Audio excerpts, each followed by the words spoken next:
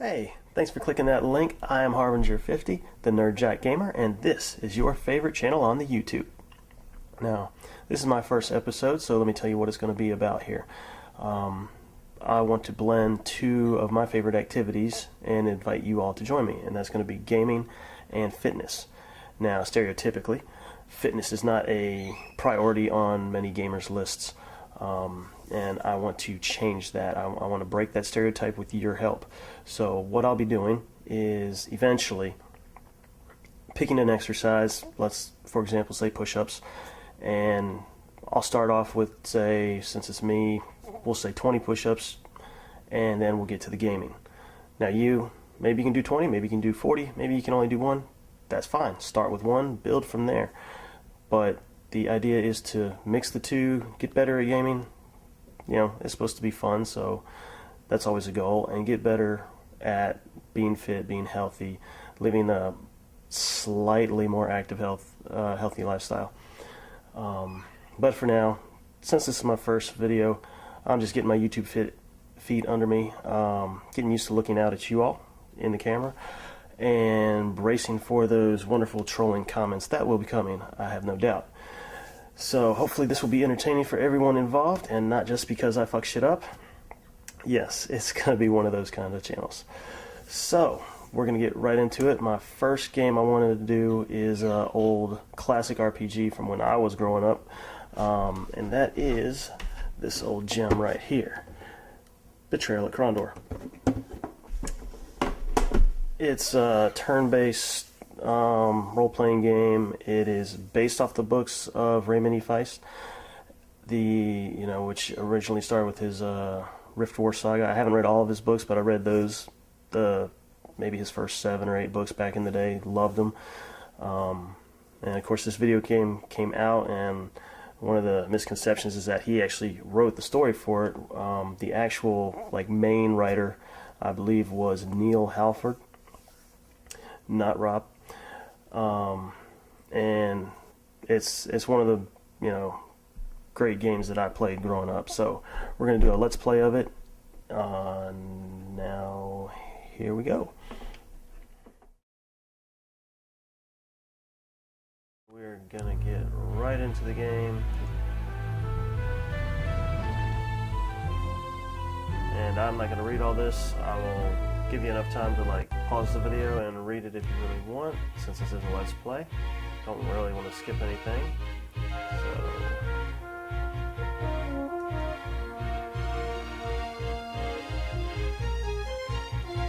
love the music in this game. Good stuff, good stuff. And here's what amounts to a cutscene.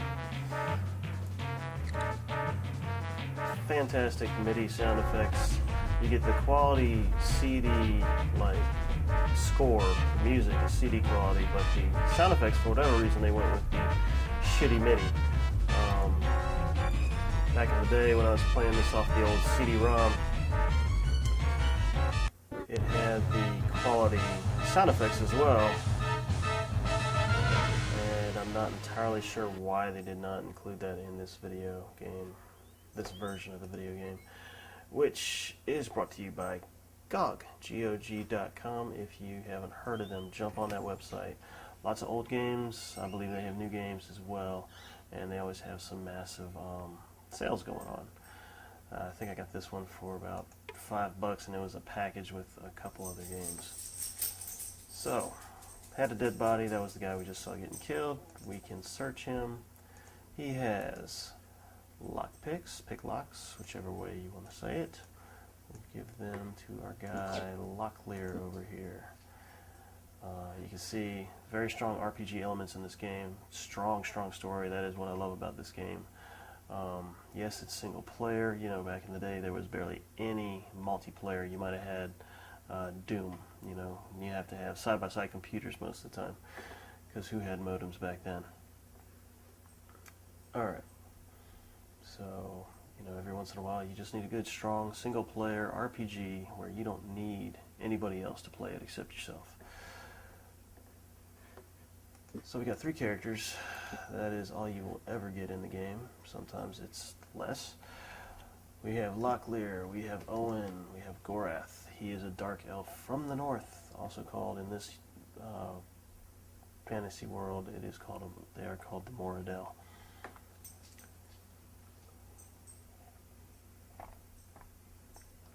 All right, a little better. You can see we got our stats over here. We have our attributes, our skills, and you can choose to emphasize them. And when you do that, it gives you a slightly better chance of improving that skill a little faster. If you try to emphasize all of them, it basically defeats the purpose because it spreads out that chance across all, what do we got, 12 skills? Well, 11. Alright, so we got speed. That'll come into play in the actual battles. It's turn-based fighting, and you get basically a grid with, spaces to move. So speed of 4 equals 4 spaces to move. You got strength, which of course equates with your damage. Here's our little bitch boy Owen, the magician, the only one who can cast a spell. So naturally he can move fairly well, but his strength is piss poor. And then Gorath, strongest guy, but slower. And you can also check out Owen's spell list right here, right now. You get 6 different symbols, 5 different spells right now, and you can learn many more. 2 of these spell symbols are only for the walkabout mode, which is what we're in right now when I get out of these stat screens, and the other 4 are for the combat. Alright, so we're going to exit that, go back to our inventory screens. We got your typical armor and weapons. Crossbows will become available later. He gets a staff and armor. And we got some rations here. They can be poisoned or spoiled. You don't want any of those. I think you can poison some at some point and leave them for your enemies. Right now we're just going to share these. Let's see, he's got 6, 13, and 7. Didn't really share them very well, did we? Well, let's spread them out ourselves. And so we got 8, 9, and 9. Okay. That's a little better.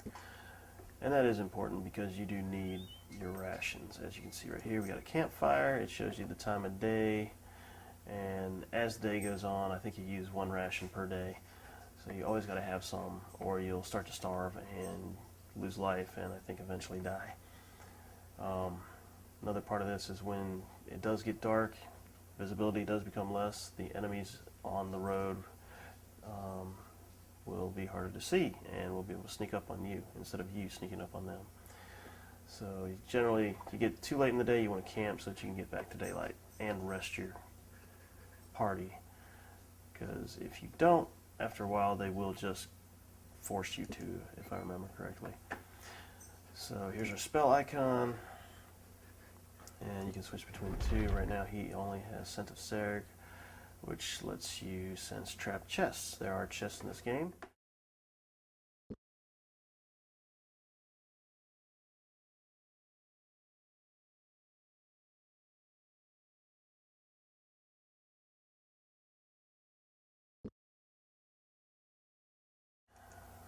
He's not a spellcaster, right?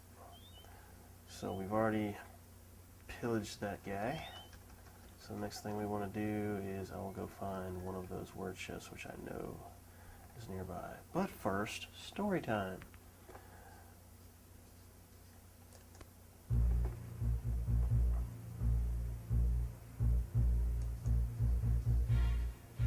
Again, I'm going to do the same thing. I'm not going to read through all this right now, because I already basically know what's going on.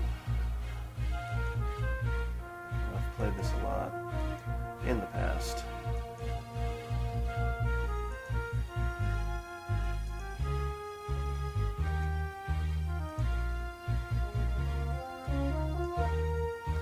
So you saw right there, it was kind of italicized. We must get to Krondor. Basically, these little passages do let you, they do tell you basically what you need to do for main missions and side quests. So yeah, you do need to read them. It does make the game a little easier instead of just wandering around until you hit the right spot, which in an open world like this would be very difficult. Okay, some of the other icons. This takes you back to the main menu. This is our saving, and this is our map. Alright, so this is like the top-down view. You can zoom out to a certain degree. You can move in this view, but it really doesn't help you when you have enemies around, you know, every other corner. Here's the continent view. You can see where all the different cities are. You need to get to Krondor for the first chapter here. And in the first chapter, this is where it's the most open world. So you really want to explore. You want to run across as many enemies as you can, get into battles that you can legitimately win, to build up your strength, build up your other stats and skills. The only part that's off limits, I think, is the north, which is where the Moradel, the Dark Elves, are from. They're the main enemy in this game, sort of, if I remember right. You got this forest is also off limits for a while, and I think it's called Dimwood. And try to ignore the noises of the dogs. This is not going to be my permanent setup, but it's what I'm using right now, and the dogs are free to roam around. And it's late at night, they get a little fussy. Alright. So, that's the map. And we're going to go find a chest real quick. It should be right there. Click on it. And this is one of the wordlock chests. And as it explains, it's in Gorath's language, so as long as you have him in the party, you'll be able to read these and try to open them. If you don't have them, it won't be translated unless your magician, which right now is Owen, has a spell to read it, which is available, but he doesn't have it. I think one of the other magicians will have it by default, but either way, you can find it, and you'll still be able to make use of these chests. So you got your riddle, and then you just answer the riddle to open the chest. They're not all this easy, but they're not all that difficult either. Alright, so we picked up another sword and some more armor. Now, one interesting thing, if you love your cheats, a lot of people love their cheats. The cheat for this is you have to go to this view, and then I think it was Shift and tilde,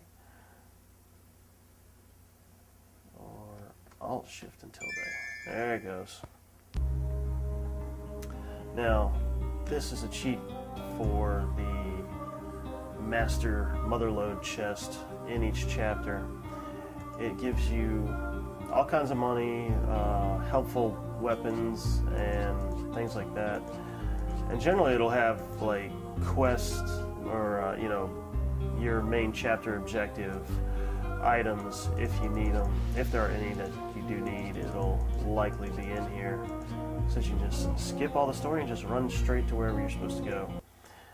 I'm not actually going to use it, I'm just showing you. It also has a heal all characters, get important items for the chapter. So you got money, you got diamonds which you sell to make even more money, some arrows for a crossbow that we don't have, and various other items that will be used. Okay, you got your healing potions, you got your whetstone for sharpening a sword, your hammer for repairing your armor, special little key, more food, that's your crossbow string,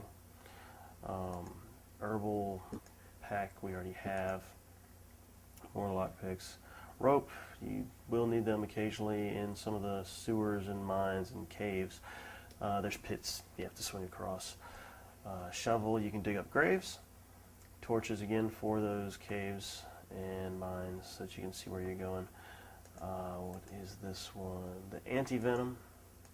I believe that can be applied to your armor in case someone has the venom applied to their weapons. The thing, and that should be, you can find that on the swords and the arrows.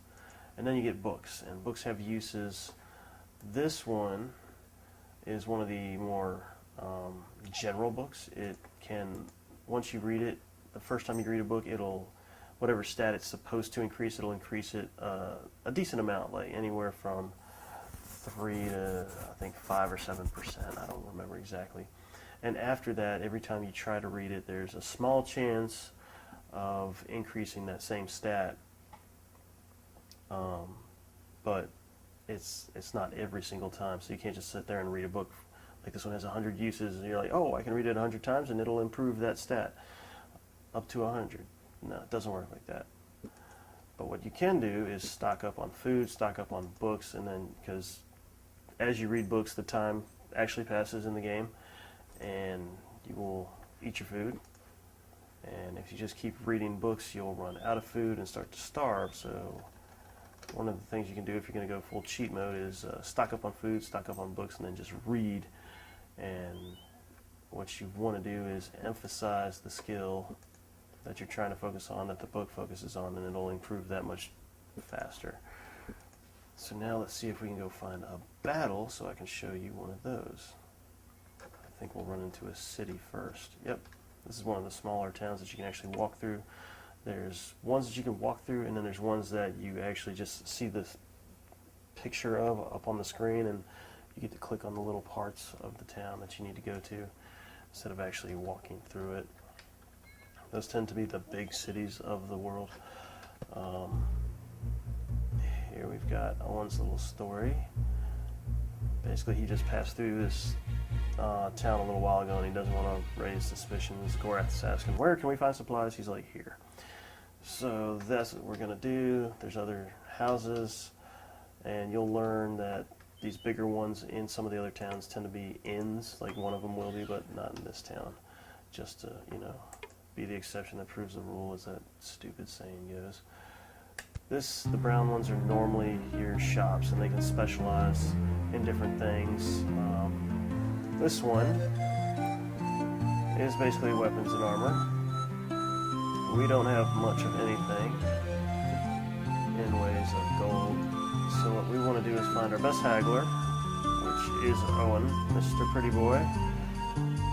Emphasize that skill, and then come back down here and grab this. And this rarely happens that it works the first time. Let's see how much it actually went down. Let's see, it only went down like 3 silver. So your sovereigns are your gold, your royals are your silver. Kind of, I guess I'm being nitpicky, but it's kind of funny that that's the only place here, and right there is the only place that shows that. Here you got gold and silver. Go figure. Alright, so that's all we could afford right there, right now. What I want to do is now go over to Gorath, since he's our best weapon craft guy, and make him do a little work. We can sharpen up our weapons, and of course the more you increase your skill, the more you'll be able to improve your weapons. I don't know if it ever gets to 100%, but it comes damn near close. And of course that last one went to 99 because it was already pretty high. Now say it was at 10%, it wouldn't have gone that high. It would have gone like up to 25 or 30, who knows. So next, hey, weapon craft increased, sweet. And we can right click on him and see that it did. But we're done with that. So in walkabout mode, you want to use scouting and stealth the most, because that helps you sneak up on your opponents and gain the upper hand in battles. If you can sneak up on them, then you will be able to get the first attack. If you don't sneak up, then you get the first attack, which normally tends to be just them moving closer, because you tend to start off a little far apart. Alright, so here we've just got random little thing where, the guy was trying to get back his armor that is in a run-down shop that's locked across the street, and he's like, if you can get in, it's yours. So hey, we're going to get in. So this is just to show, let's go to lock picking. May or may not work. And we've only got 2, and then if your skill isn't good enough, we're lucky. They can break and you'll lose them. So I really don't want to press my luck, and I already know that this key that we started the game with randomly, not so randomly, works here.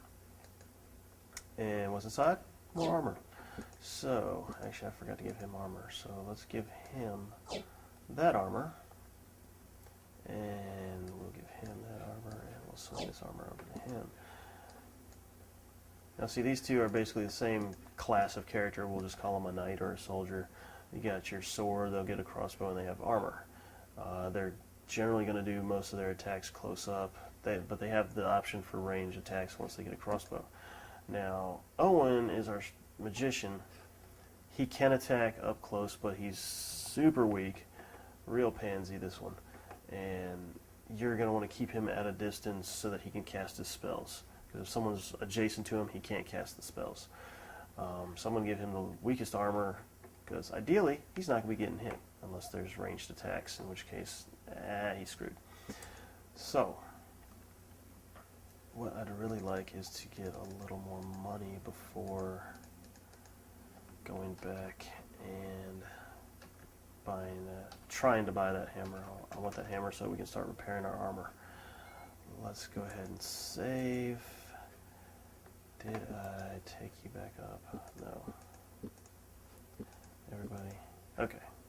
So moving on, there is a coming battle. Right up. I thought it was here. It's right there. Alright, so you see it's starting to get a little dark. I'm going to back off because I want you to be able to see the fight clearly. So we'll just camp until the morning. Alright, so the enemy's still there. They tend to always be there. And I think there's one through the trees here. Okay, so you can click on them. This gives you that chance to sneak up on them and get the first attack. So now we're just going to run in. Bam! The enemy was not surprised. I'm not surprised that that didn't work. Our skills, our stealth skills are not what they need to be. So they'll get the first attack, which, like I said, basically them moving into position. Now, here, first thing you always want to do is go back, take these off, and he's going to be doing some casting.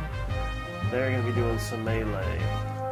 I could do defense, but that wastes a turn. I don't want to defend, I want to attack. That's my strategy. Kill them until they die from it. So, like I said, this is where his casting icon would be, and it's not there right now because we're adjacent to an enemy. Now this icon is the assessment icon, and if you use that, it'll waste a turn, but it'll allow you to see your enemy's stats. All the good that does you. Like I said, I'm an aggressive fighter. I'm just going to attack until they die. I don't need to know what their stats are because it's not going to change how I do the game. Now if you hit G, it shows you the grid, and this can help you maybe better plan your movements. It's a lot more helpful in the situations where traps come up, and you can actually, it'll let you it'll show you where you can actually walk and not get hit by the traps. So, I really don't need it right now. As you can see, we've got thrust and swing attacks. You get more damage on the swing, but less accuracy, and vice versa on the thrust. And you can only have both of these when you're adjacent. Now, Locklear was down here. He only had the thrust option because he was diagonal, so it made him move and then attack. But we're going to go ahead and swing away because it will do more damage if it hits. And you can see they're missing, we're missing. The early fights are always like that. Now, what we have here are the spells. You got Invitation, pulls them closer because they will try to run away. Over here we have Gift of Song. If Gorath and Locklear start getting their asses handed to them, Owen can give them a little health. But it pulls from him, so you gotta be careful when you use that. So we're gonna go with Despair Thy Eyes, because what it does is basically blinds them, stuns them, they can't attack, they can't run away, and we can go ahead and haul off on them. So we're starting to hit, that's good. We're just going to keep doing this. Your other two icons, this is Retreat, if you're ever really everybody's getting their asses kicked. I guess that's an option. Me, I always save before the battles if I know they're coming, so I'll just reload and attack again. There's defend. Like I said, it wastes a turn. Assessment wastes a turn. This is auto battle. If you're going to do that, why are you even playing the game? This one is resting to get your health back. So yeah, we're still trying to blind this guy, since he is the most likely to run and the closest to the end of the game field, battlefield, as it is. And a miss. Come on. Let's get this done, guys. Alright. Miss. There. Finally killed one of these bastards. Alright, now we can start working on the other guy. Blinded. And now... Come on. You can do it, man.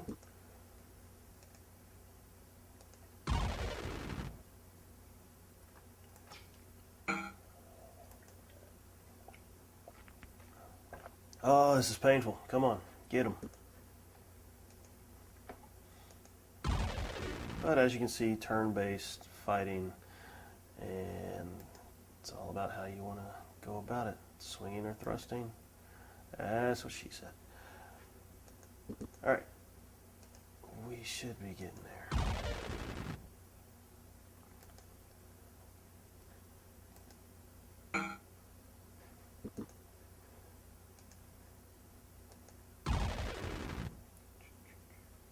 Come on. Oh my God, you're killing me. You are killing me, but not killing him. Let's get this done, guys. Come on. I can do it all day. I'd rather not.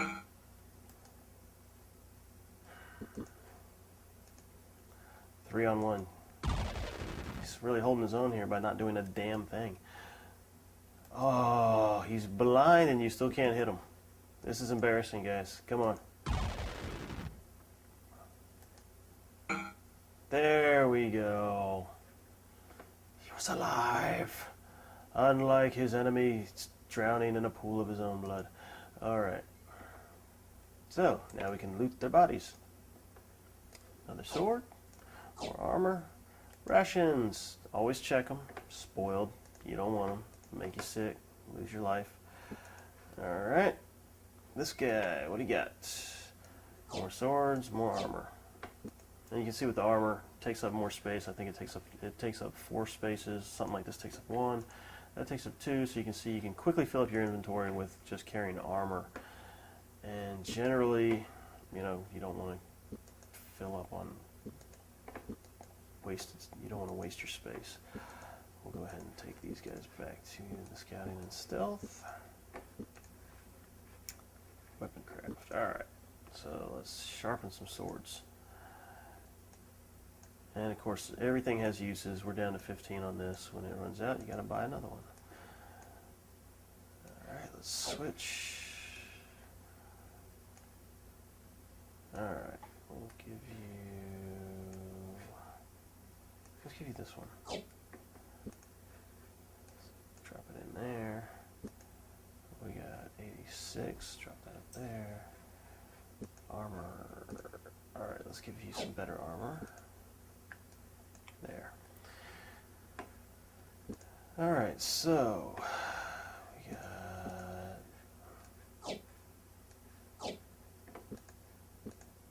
3 swords and 3 suits of armor that we don't need. Ooh, weapon craft has increased. Yay! Alright, scouting and stealth back. So now I'm going to go back to that town and sell this and hopefully make enough to buy our hammer.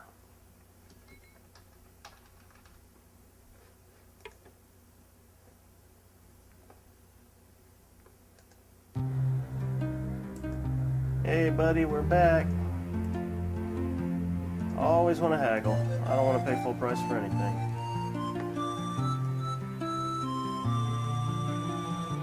Nice.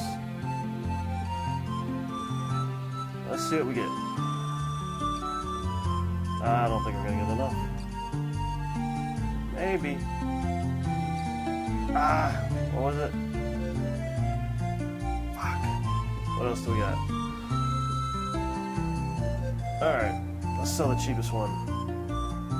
that gonna be enough?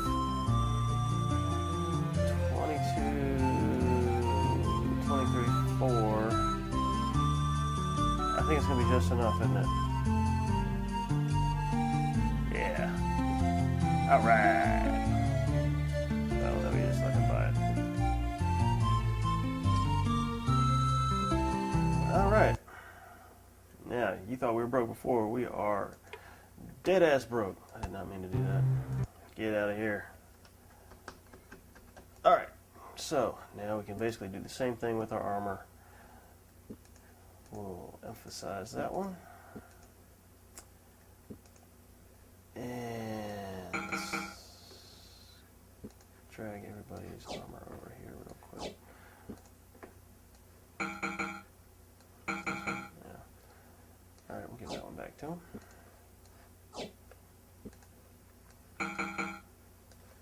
Alright, looking pretty good. Nice. Hey, armor craft is up. Woo! What? Alright, so, now so we're not super broke, right back to the shop with our improved armor. It will go for a higher price now, which was the goal the entire time. Same with the swords, besides getting our skills up, which is always a nice little bonus. There we go.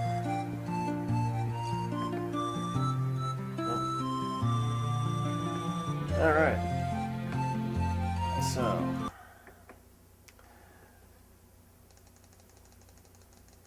that is gonna do it. That's enough for this video. I'm going to end this with one of my favorite quotes. That is, if you always do what you've always done, you will always be what you've always been. If you like what you are, keep doing it. Good for you. If you don't like what you are, change it up, mix it up, see what happens. That's what I'm doing with this video. Kind of hit like a, I don't know, kind of feel like I'm in a rut, just day in, day out, go to work, come back, deal with the dogs, see my son every other weekend, and the cycle repeats. I needed to switch it up, try something new, do something else, and I really wanted to get back into gaming and make that part of it. So that will be in the comments below, and I'll also link to the Wikipedia for Betrayal at Krondor, so you can read up on it if you do, care to do so.